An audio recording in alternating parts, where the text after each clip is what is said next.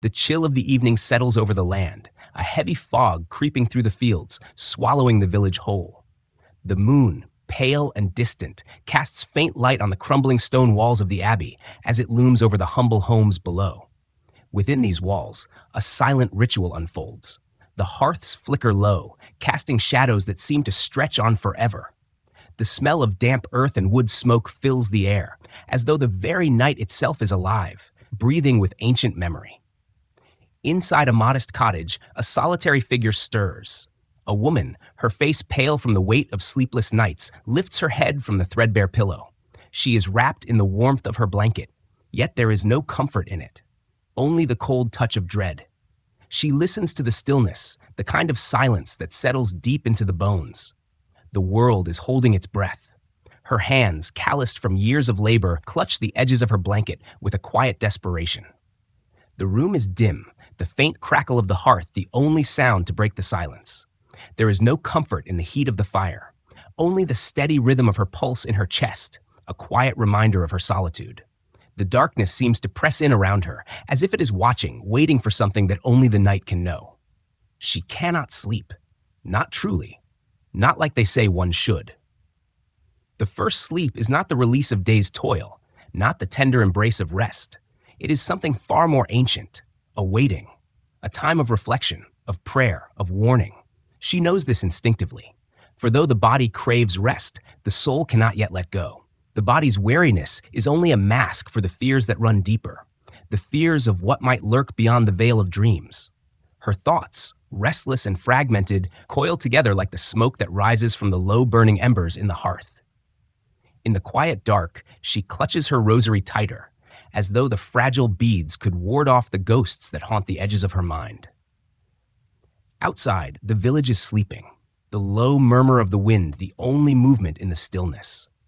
A stray dog howls in the distance, its mournful cry cutting through the night like a jagged shard of glass.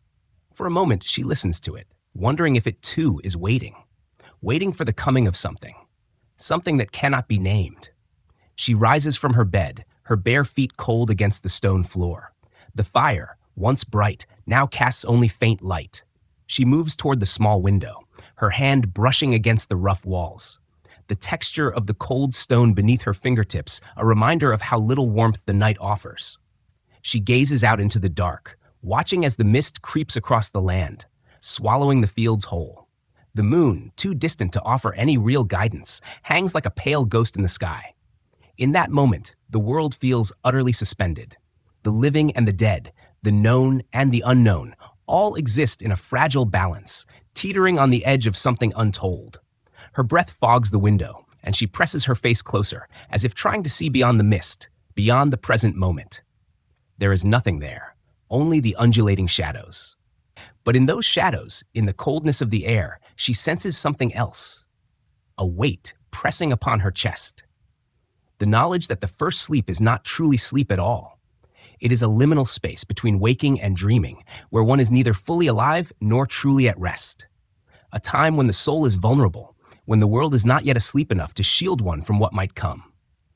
A sudden knock on the door breaks the silence, a harsh, urgent sound that shatters the fragile stillness like a stone cast into water. Her heart leaps in her chest, a rush of fear coursing through her veins. Her hand falters on the latch. For a long moment, she hesitates, wondering if the knock is a warning, a signal of some coming dread. The world outside has always been unpredictable, cruel in its suddenness. With a breath, she opens the door. Standing in the doorway is an old woman, her face wrinkled and worn by the years. The woman's eyes are dark, unblinking, and they bore into the young one's soul. The air between them is thick with something unsaid, something ancient. The elder's voice is soft but firm, a voice that carries the weight of many long years. "There is no sleep for you tonight," the woman says, her voice not a command, but a truth. "Not yet. The hour is not right." The young woman nods slowly, as if she has known this truth all along, buried deep within her heart. There is no escape from the wakefulness, no peace in the dark. The night has its own rhythm, its own rules, and the first sleep is not an escape, but a right. A right that must be endured. The old woman turns and walks away, disappearing into the mist, her footsteps soft on the earth, swallowed by the night. The young woman watches her retreating figure, her heart heavy with the understanding that the journey of the night has only just begun. There will be no rest, no escape, only the silence of the dark and the weight of the world pressing ever closer. As the door closes, she turns back into the room. The fire has long since dwindled to nothing more than embers. The cool air of the night presses against her skin, reminding her of the long hours still to come. She lies back down, her body restless, her eyes wide open in the dark. In the silence, she knows the truth, that the first sleep is not a gift, but a sacrifice. A time when the soul must remain vigilant, when it must endure the weight of the night. There is no comfort here, only the awareness that sleep is fleeting and the night is long. And as the wind howls through the cracks in the stone, she listens, waiting for the first light of dawn, knowing that soon she will rise again. The moon hangs low in the sky, a ghostly shard of silver, casting its pale light across the village below. The cold air is thick with the scent of wet earth, the earth still steaming from the rain that has passed through hours earlier. The streets are quiet, the wind a soft whisper, pushing the branches of the trees which sway like dark sentinels in the night. Above, the sky holds its breath, as if waiting for something unseen. In one small house near the edge of the village, a single candle flickers on a wooden table, its flame dancing as though it might be snuffed out at any moment. A young woman, her hair pulled back tight, sits hunched over the table. Her hands are still, but her eyes betray her unease.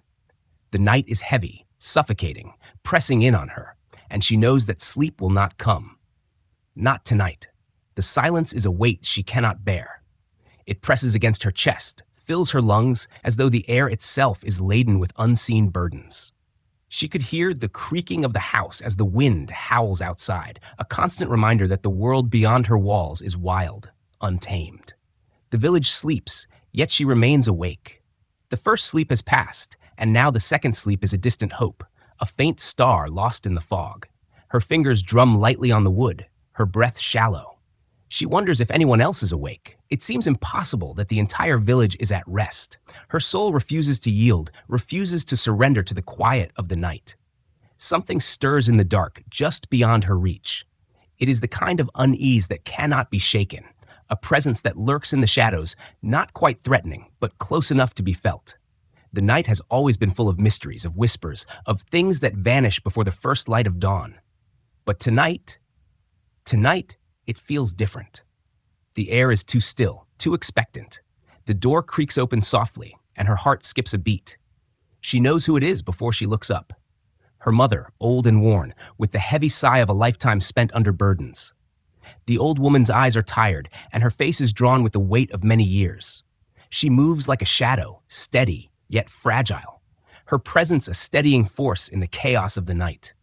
"The house is cold," the woman says, her voice soft but heavy with meaning. "You are awake again." The young woman doesn't answer, only nods, her eyes lowering to the table in front of her. She feels the weight of her mother's gaze, and for a moment, the silence is unbearable.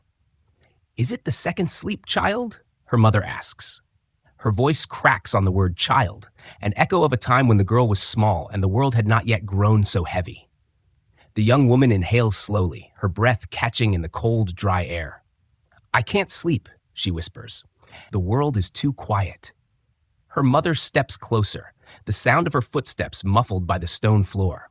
She places a weathered hand on the girl's shoulder, a silent comfort. The old woman understands. She has lived through many nights like this, nights when the silence is a curse, a silence that wraps itself around the soul and won't let go. "The second sleep is not a gift," her mother says quietly. "It is a time of waiting, a time of listening. The world does not sleep like we do. There is always something beneath the surface, something stirring." Her voice falters as though she too is speaking of a deeper truth.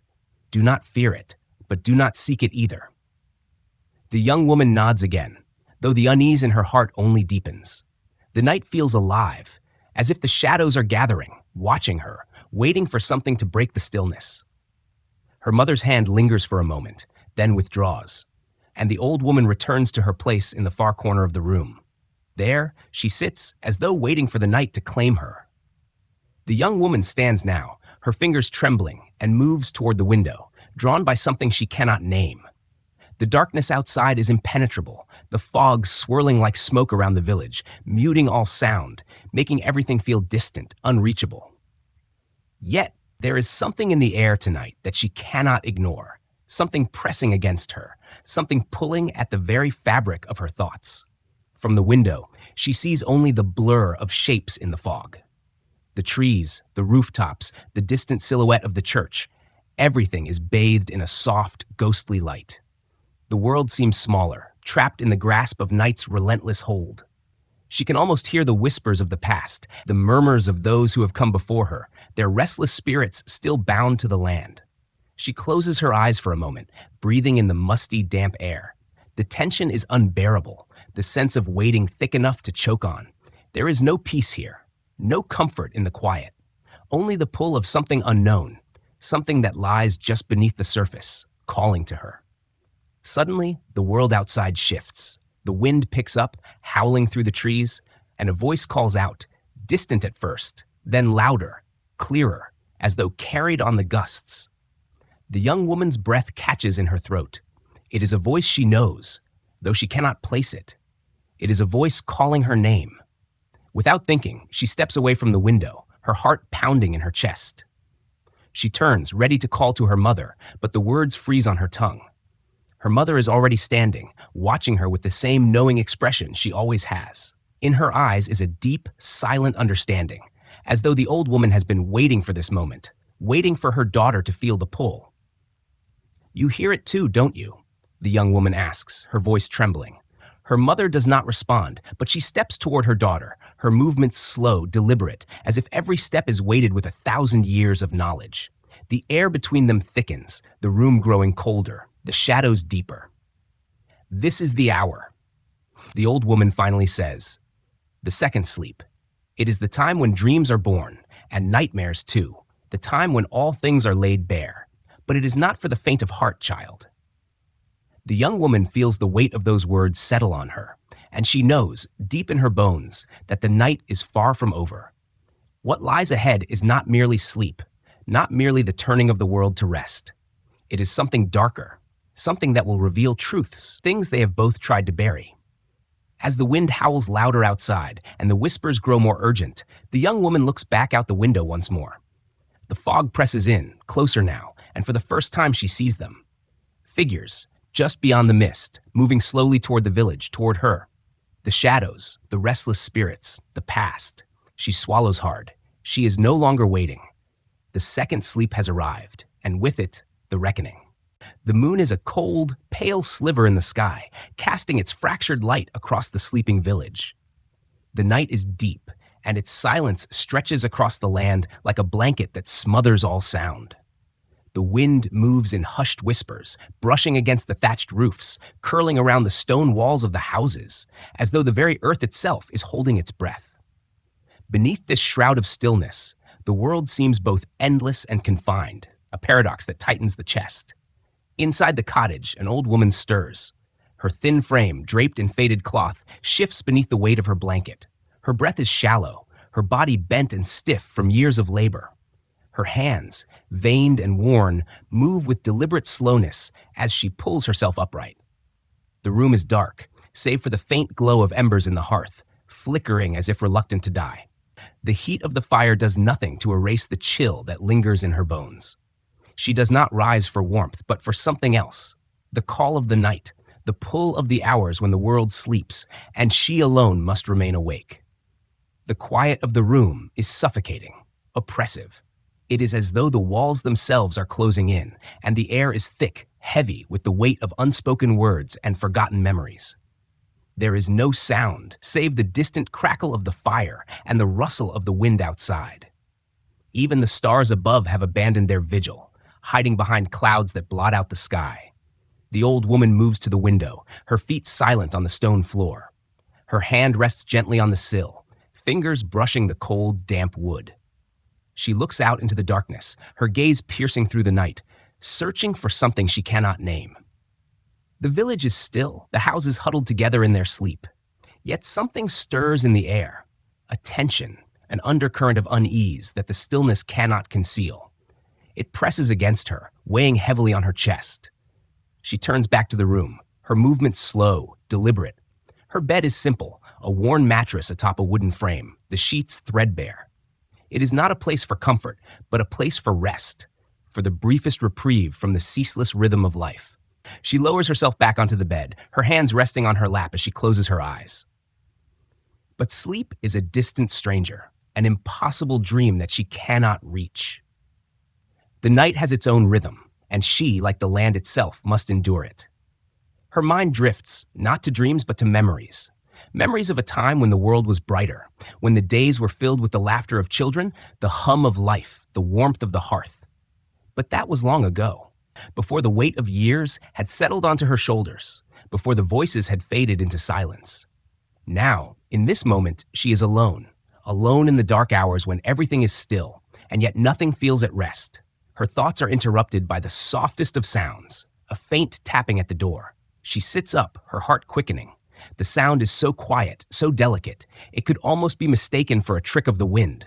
But she knows better. There is no mistaking it. She rises from the bed, her body protesting the movement, and moves toward the door. Each step is slow, deliberate, as though the weight of the world is bearing down upon her. She reaches for the latch, her fingers brushing against the cold iron. The door opens with a soft creak, revealing nothing but the dark, empty night. But there, in the shadows, something shifts. A figure, barely visible in the dim light, stands just beyond the threshold. The woman's breath catches in her throat. Her heart pounds in her chest, but her voice is steady as she speaks. Who is there? The figure does not respond at first, but then, in a voice that seems to echo from the depths of the night itself, it answers. It is time.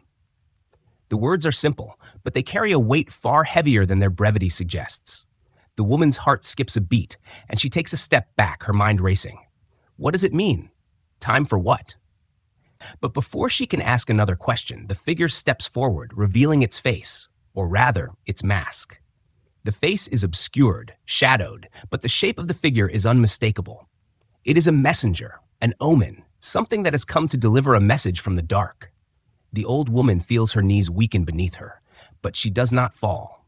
She stands, rooted to the spot, her mind grasping at fleeting thoughts, at the memories of things long forgotten.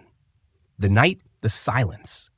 It all presses in on her, and she is aware suddenly that this moment, this very night, has always been coming. The hour of reckoning. The hour when all things are made clear, when the secrets of the world are laid bare in the cold, harsh light of truth. The figure steps closer, and the woman feels a chill run through her. It is not just the cold air that causes the shiver down her spine. No, this is something deeper. This is the chill of time itself, the sensation that the world has shifted, that the earth beneath her feet is no longer stable. And as the figure reaches out, she knows, without question, that something is about to change forever. With a final glance toward the darkened window, she turns back to the figure, her voice steady, though her heart pounds like a drum in her chest. What is it that you seek? The figure does not answer. It only extends a hand, a gloved hand, worn and ancient. She hesitates, but only for a moment, before reaching out. Their fingers brush lightly, and in that brief touch, she feels the weight of years, of loss, of things left unsaid. The figure steps back, its form blending once more into the shadows. You have not yet seen the truth, it whispers, but soon you will. The door closes softly behind her, and she is left standing alone in the dim light, her heart still racing. The silence returns, wrapping itself around her like a heavy cloak. She stands there, motionless, the weight of the world pressing down upon her. As the minutes stretch on, the wind picks up outside, howling through the trees, and the first light of dawn begins to push against the edges of the dark. But within the room, time seems to stand still. The stillness, the weight, the sense of something waiting. Waiting for what? She cannot say. But she knows, deep in her bones, that something is about to shift, and when it does, nothing will be the same. As the shadows begin to retreat, she feels a strange peace settle over her, a quiet acceptance of what is to come. For now, there is nothing left to do but wait. The second sleep is over, and soon the truth will reveal itself, and the night will finally come to an end. The cold bite of dawn creeps through the cracks of the cottage, a soft light breaking the darkness, as though the night itself has been torn away. The world is not yet awake, but the wind whispers across the land, a quiet herald to the coming day. The first light spills over the horizon, bathing the village in a pale, fragile glow. It is the hour of awakening, that moment when the earth holds its breath between dreams and reality, and the souls of the living stir beneath the weight of the morning's promise. Within the humble cottage, a figure stirs beneath the rough woolen covers. A young man, his face worn with the lines of both youth and toil, shifts in his bed. His body protests the cold, the harsh stone beneath him, but there is no escape, no comfort. The room is small, dim, the air thick with the smell of damp earth and the faint remnants of smoke from last night's fire.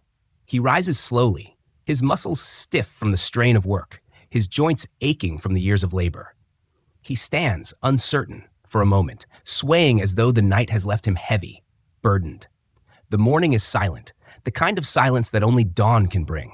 It is a stillness that seeps into the bones, filling the heart with a strange ache, a reminder that this moment, too, will soon pass. The young man pulls on his boots, the leather worn and cracked from years of use. He moves across the room, the floorboards creaking beneath him, and approaches the small window. The cold glass offers little comfort, but the view, the sight of the village just beginning to come alive, is enough to push him forward. The smoke from chimneys rises into the pale sky, the first signs of life as the earth begins to stir. But there is no time to linger. He must rise. He must face the new day, even if it comes with the weight of things left undone, the weight of duties that never seem to end. The silence presses in around him, and he feels its crushing presence, as if the very air is filled with unspoken words, things that cannot be said aloud. His heart races in the quiet, each beat a reminder that the world has not yet fully woken, but soon it will. Soon it will demand. Outside, the first birds call to one another in the stillness, their cries piercing the silence like the first rays of sunlight cutting through the fog. It is the ritual of awakening, the moment when the world shifts, when the slumbering earth remembers itself and the living must answer. He steps outside, his breath fogging in the cold morning air. The ground beneath him is soft with dew, the coolness of the earth seeping through the soles of his boots. His breath is ragged as he inhales the scent of the day, the earthy smell of the land beneath him, the promise of work, of survival. But there is no peace in it, not yet, not until the work is done. Not until the body has been made to serve, to toil, to give itself to the demands of the land and the people. The young man looks up to the sky, the thin sliver of the sun barely breaking through the gray clouds. There is no warmth in it yet, no promise of respite. The world feels distant, unreachable, as if it is waiting for something. He moves forward, past the small garden, where the crops still lie dormant, frozen beneath the touch of winter's last breath. The village ahead is waking slowly, the villagers stirring from their homes, their faces as worn and tired as his own. They, too, carry the weight of this place, the burden of survival, of duty, of tradition. But it is in the waking that the true cost is revealed. The ritual of awakening is not merely physical, it is mental, spiritual, a reclamation of purpose. The young man sees his neighbors, his friends, all of them shaking off the slumber of the night as though it is a weight too heavy to bear. They rise not out of joy, not out of hope, but out of necessity. The land demands it. The sun demands it. Life demands it. His gaze drifts across the village square, where the last remnants of the night's cold cling to the cobblestones, casting long, ghostly shadows. There, by the well, the blacksmith hammers at his forge, the rhythmic sound of metal striking metal filling the air, punctuating the silence. The clangs of the hammer are sharp, brutal, a stark contrast to the delicate quiet of the morning. The young man watches for a moment, mesmerized by the work, the movement, the purpose behind each blow. It is the ritual of awakening in its purest form. A man rising from the depths of his sleep, from the weight of his dreams, to forge the world anew. But as he watches, a sense of unease settles in his chest.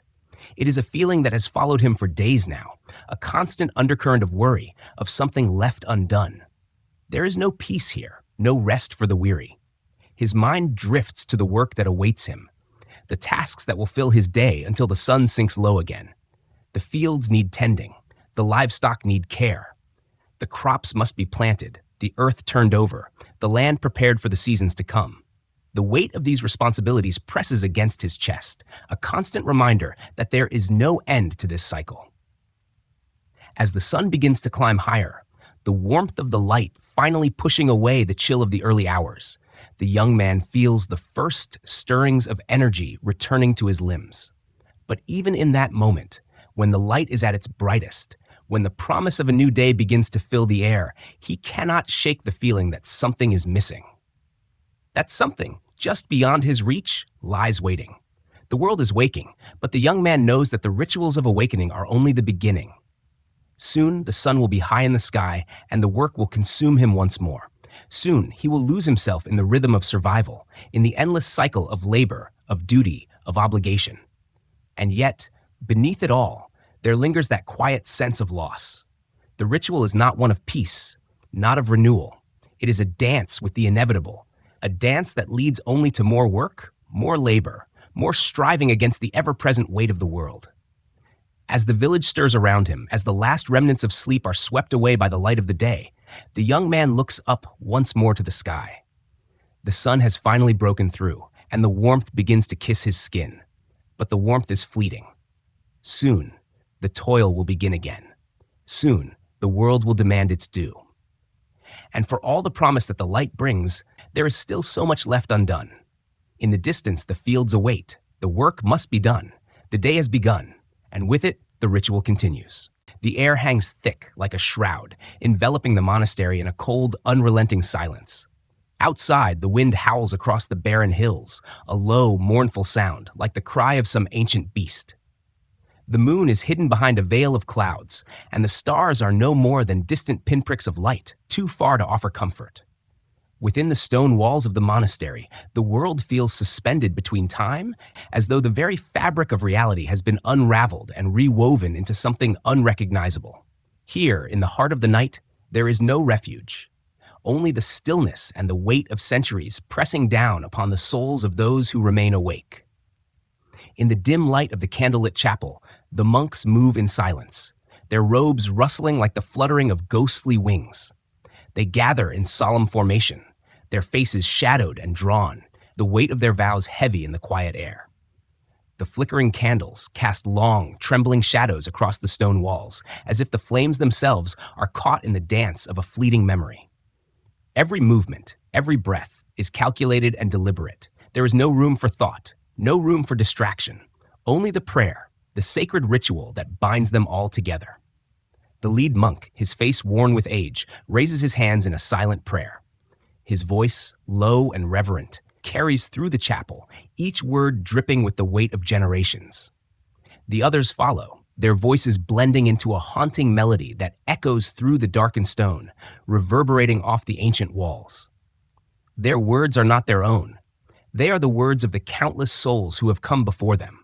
The voices of 1,000 generations, each carrying the burdens of their own fears, their own sins. The prayer is a rite, a call to the divine, a plea for mercy, for guidance in the dark hours when the soul is most vulnerable. It is not the first prayer of the night, nor will it be the last. For the monastery's devotion does not end with the rise of the sun.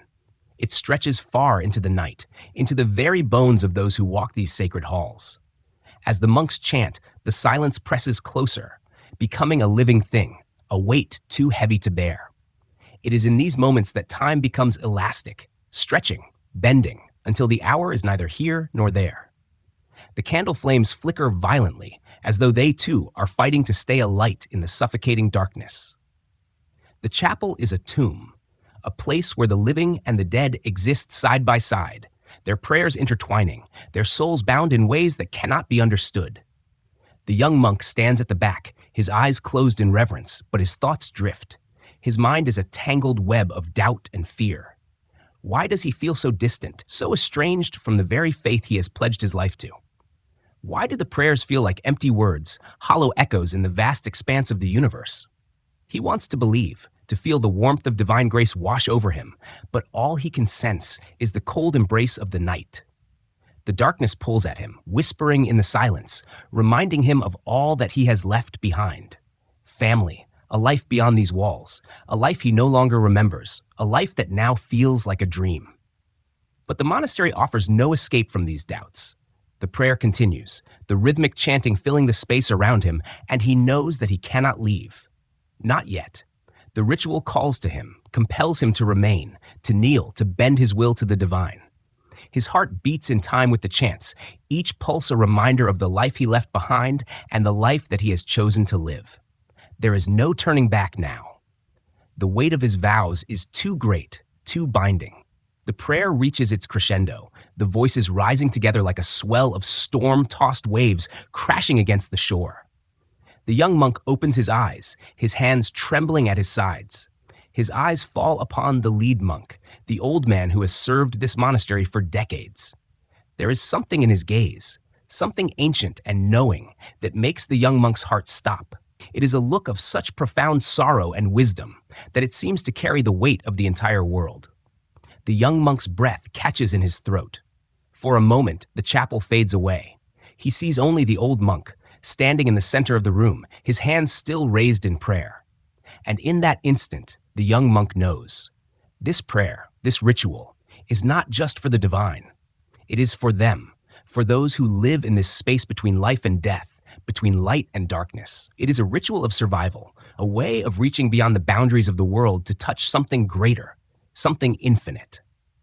The silence, the darkness, the prayer, they are all part of the same delicate balance. As the prayer ends, the monks lower their hands, the sound of their voices fading into the stillness.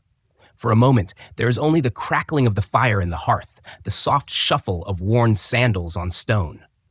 The weight of the silence is overwhelming, suffocating, yet it holds a strange beauty, a haunting peace. The young monk stands still, his heart pounding in his chest, the weight of his own soul pressing against him. He feels something stir within him, something ancient, something that has been dormant for too long. The prayer has reached him, has pierced the veil of his doubts, his fears. The lead monk turns to him, his gaze steady and unyielding. "You have been chosen," he says softly, his voice a mere whisper, yet it feels like a thunderclap in the silence. The young monk does not respond, but the words settle into him like a seed planted in the dark earth. Chosen for what? To remain? To endure? The answer is unclear, but he knows that the path ahead will not be an easy one. It will not be one of peace, but of sacrifice, of constant devotion. The young monk feels the weight of the moment settle over him, a weight that will follow him through the rest of his days. This is the way of the monastery. This is the way of the prayer. To awaken in the silence of the night, to bend the will to something greater, to submit to the sacred rhythm that governs life and death. There is no turning back now. As he steps back from the altar, the chapel seems to hold its breath, as if waiting for something. The flame flickers once more, casting its uncertain light upon the stone, and the young monk knows that he is not alone. Not truly. The prayers of the past echo in the chambers of the monastery, their voices mingling with his own, a continuous, eternal loop. Tomorrow will come, with its own burdens, its own sacrifices. But tonight, in the darkness, he knows that the ritual has begun, and there is no end to it. Only the next prayer, the next hour, the next step in a journey that has no end. The silence lingers, a reminder that the divine speaks not in words, but in the spaces between them. And so, with the last echoes of the prayer fading into the dark, the young monk leaves the chapel, stepping into the night, ready for whatever comes next. The night is still, wrapped in the cloak of silence that only the deepest hours of darkness can bring. The moon, swollen and pale, hangs high in the sky, its light casting long, eerie shadows across the sleeping world below. The forest, with its ancient trees and whispering leaves, holds its breath as though it too is waiting. A slight breeze stirs the branches, the faintest rustle, the only sound in a world so silent it feels like it might never wake again. Inside a small cottage on the outskirts of the village, a young woman lies awake, staring at the ceiling. The air in the room is thick with the scent of old wood and the faint odor of burning incense, lingering from the candle she extinguished hours ago. The bed beneath her is narrow, the straw mattress offering little comfort, but it is not the discomfort of her body that keeps her awake. It is the stillness of the world outside. The heavy quiet that presses in from every corner, wrapping itself around her chest like an unseen hand. She should sleep. She knows she must sleep. But tonight, as with so many others, sleep eludes her. The The room is barely lit by the pale light filtering through the small window, casting the world in shades of gray. Her eyes flicker shut, but her mind remains restless, tossing and turning with a constant stream of thoughts. Her body betrays her, yearning for rest, but her soul is wide awake, suspended somewhere between the waking world and the realm of dreams.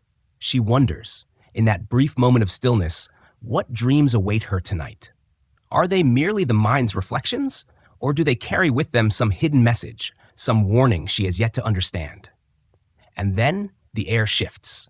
It is as though the very atmosphere in the room has changed, become charged with something otherworldly. A pulse, a heartbeat. It is not loud, not yet, but it is there, beneath the silence, thrumming just at the edge of her awareness. She lifts her head from the pillow, her breath shallow. There is something familiar in that rhythmic pulse, something ancient. Her eyes are drawn to the window once more, and she watches as the wind picks up, swirling the mist from the forest, gathering it, folding it in on itself. The fog creeps toward the village like an advancing tide, its weight growing as it closes in on her small cottage. She feels a pull toward it, an invisible tether drawing her into the depths of the darkened world outside. Something is calling her, a whisper just beneath the veil of her consciousness. Without thinking, she slips from the bed, her bare feet cold against the wooden floor. The floorboards creak beneath her, but the sound is swallowed by the night. She moves toward the window, her fingers brushing the cold stone wall. As she parts the heavy curtain, the world beyond is almost indistinguishable, the thick fog enveloping everything in sight. She strains her eyes, searching for any sign of movement, any shape that might exist within the ethereal mass. And then, through the thick haze, she sees it. A figure, barely discernible, moving with slow deliberation toward the edge of the forest. She blinks, once, twice, certain that her eyes are deceiving her. But the figure remains, unwavering, as if drawn by the same invisible thread that tugs at her own heart. It is an old man, his back hunched with age, his steps purposeful, as though he knows exactly where he is headed. Her heart skips a beat. Should she follow? Should she step into that unknown darkness, guided by a figure she cannot even name? The thought terrifies her. The forest is dangerous. The woods have always been whispered about in hushed tones, filled with shadows that swallow the weak and the lost. But the pull within her chest is undeniable, the desire to understand what lies beyond the veil of the night stronger than her fear. She steps back, away from the window, her heart pounding. Her breath comes in shallow gasps. The room feels too small now, the air thick and suffocating. The world outside is vast, unknown, and it beckons to her in ways she cannot explain. She feels as if she is being torn between two realities, the one that calls her to safety, to the warmth of her bed, and the one that pulls her toward the shadows. With a soft, trembling breath, she makes her decision. She reaches for her cloak, wrapping it tightly around her shoulders, as though the fabric could shield her from the cold that has settled deep in her bones. The door opens with a creak, the sound slicing through the quiet of the night. She steps outside, the cool air washing over her skin. The village is asleep, the houses huddled in silence, their windows dark, as if the night itself has swallowed them whole. Only the forest remains alive, its shadows twisting and turning in the mist, beckoning her forward. The fog thickens as she walks, wrapping around her like a cloak of secrets. Each step feels heavier, as though the land itself is resisting her presence. The familiar sounds of the village fade into the distance, replaced by the soft rustle of leaves, the whisper of branches swaying in the wind. It is not a sound that comforts her. No, it is a sound that speaks of ancient things, of memories long buried beneath the earth. As she approaches the forest's edge, the figure grows clearer, though still indistinct. His form is shrouded in mystery, his face hidden beneath the hood of his cloak. He moves like a man who has walked this path many times before, his steps unwavering, each one carrying him deeper into the fog, into the unknown. She reaches the forest's edge and pauses, her heart racing in her chest. The trees loom like dark sentinels, their twisted branches stretching toward the heavens, their roots tangled in the earth like ancient chains. She wonders, for the briefest moment, if she is walking into a dream, or if this is something far more dangerous. What is it that calls her? What is it that has led her to this moment? The figure stops just ahead, turning slightly, as though sensing her presence. though he does not acknowledge her. She takes a hesitant step forward, drawn by an invisible thread, and the fog swallows her whole. The world around her seems to hold its breath.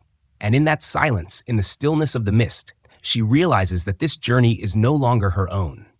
She is part of something greater now, something ancient and forgotten, something that has always been waiting for her. And with that realization, the forest opens its arms, and she steps into the dark. The dreamer's journey has only just begun. The wind howls through the trees, its mournful cry filling the night. Yet within the walls of the old cottage, there is a stillness that feels almost unnatural. The moon hangs heavy in the sky, veiled by thin clouds that flicker like ghosts across its pale surface. Outside, the world is lost to shadow, the earth dark and damp, the forest surrounding the village a vast sea of blackness. But within, there is no sign of the chaos that churns outside. The hearth crackles softly, sending flickers of light across the stone walls, the flames dancing like the spirits of the past. In the corner, an old woman sits alone, her back bent with the weight of years, her hands weaving the thread of some forgotten tapestry. There is no clock here, no sound but the crackling of the fire, the creaking of the floorboards, and the faint rustle of the woman's hands. It is the hour when the world is supposed to sleep, when the weary find their rest, and the living finally succumb to the call of the night. But not her. No, she is the keeper of the night, the one who watches over the shadows that gather in the darkness. Her duty is not to sleep, but to remain vigilant, to guard the village against whatever might come crawling from the depths of the woods. Her eyes, though clouded with age, are sharp, her gaze unyielding as it scans the flickering shadows in the corner of the room. There is a calm about her, a peace that comes with years of keeping watch. She has seen too much to be afraid of the dark, but the dark has seen too much of her to ignore her. Tonight is different. The winds are louder, the shadows longer, and the night seems to stretch on forever. The fire, once bright and full of life, now seems dim and fragile, as if it too is growing weary. The embers flicker weakly, their light casting fleeting moments of warmth before succumbing to the ever-encroaching cold. She stirs the fire gently, the warmth of the hearth a reminder that there is still something in this world that can ward off the cold, if only for a while. The heat kisses her skin, but her bones still feel the bite of the night. From her seat, she watches the door, her eyes fixed, her hands still, the silence growing around her like a living thing. There is a tension in the air, thick and suffocating, as though the world itself is holding its breath. She knows this feeling well. It is the calm before the storm, the moment when the balance of the world shifts just enough for the unseen forces to make their move. The village sleeps, oblivious to the unease that stirs in the shadows. It is in this hour that the most dangerous things walk the earth, those things that dwell in the unseen corners of the world, waiting for a moment of vulnerability. And it is her job, her sacred duty, to stand between them and the village. She is the watcher, the protector, the keeper of the night. Her hand tightens around the worn staff that rests at her side. It is not a weapon. No, she is not a warrior. But it has been her companion through many long years of service. It is a simple thing, made of wood and iron, weathered by time, but it has never failed her. Tonight, she feels its weight more acutely than ever. The storm is coming, and she must be ready. Outside, the wind picks up once more, howling through the trees, its shriek almost human in its intensity. The shadows at the edges of the room seem to stretch and shift as though the darkness itself is alive, breathing. She leans forward in her seat, her eyes narrowing as she listens to the wind's mournful cry. There is something else now, something faint and distant, but unmistakable. A sound, a soft, rhythmic tapping. It is not the wind, it is not the trees. The sound is coming from outside, just beyond the door. Her heart skips a beat, but she remains still, her eyes fixed on the door, her hands steady at her side. She knows the rhythms of the night, the sounds of the earth, the things that belong and the things that do not. This sound, this tapping, is not right. It is the sound of something, or someone, that is not meant to be. For a long moment, she listens, the sound growing louder, closer, until it is all she can hear. The rhythmic tapping, the soft thudding against the wooden door, like the beating of some great unseen heart. Her breath catches in her throat, her fingers curling tighter around the staff. The time has come. Whatever is out there, it is not waiting any longer. Slowly, she rises from her seat, her movements deliberate, careful. She crosses the room, her feet silent on the cold stone floor. The fire crackles behind her, a low, haunting sound in the otherwise oppressive quiet. She reaches for the door, her fingers grazing the cold wood, and for a moment she hesitates. This moment, this tiny sliver of time, feels infinite. In it, everything that has come before her, every hour she has spent guarding this village, seems to hang in the balance. What is on the other side of that door? What has come for them tonight? With a steady breath, she opens the door. The cold air rushes in, a gust so sharp it cuts to the bone. But beyond the door, there is nothing. No creature, no shadow, no form that she can see. Only the empty night, the vast expanse of the world beyond her cottage, stretching endlessly under the cover of darkness. The tapping has stopped.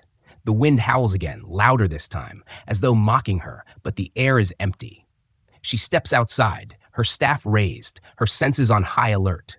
The ground beneath her feet is soft, the earth damp from the previous night's rain. She scans the surroundings, the trees looming like silent sentinels in the dark. She feels the eyes of the forest on her, watching, waiting. She has stood in this place countless times before, and yet tonight it feels different. Tonight the shadows seem thicker, more menacing, and the wind carries a message, a warning she cannot yet decipher. The silence falls again, deep and heavy, and for a moment she thinks she hears something, just a whisper on the wind. It is faint, distant, but unmistakable. A voice, low and urgent, calling her name. Her heart stirs, and she turns, her staff tight in her grip. But there is no one there, no shape in the mist, no figure in the shadows. The world holds its breath once more. In that brief moment, she knows that something has shifted, something that cannot be undone. The night has opened its door, and what lies beyond is no longer a mystery. It is a reckoning. With a final glance into the blackened distance, she steps back inside, the door creaking softly behind her. The fire still flickers, casting its feeble light into the corners of the room, but the warmth seems distant now. She settles back into her chair, her eyes still watching the door. Tonight, the watcher has become the watched, and the village sleeps, unaware.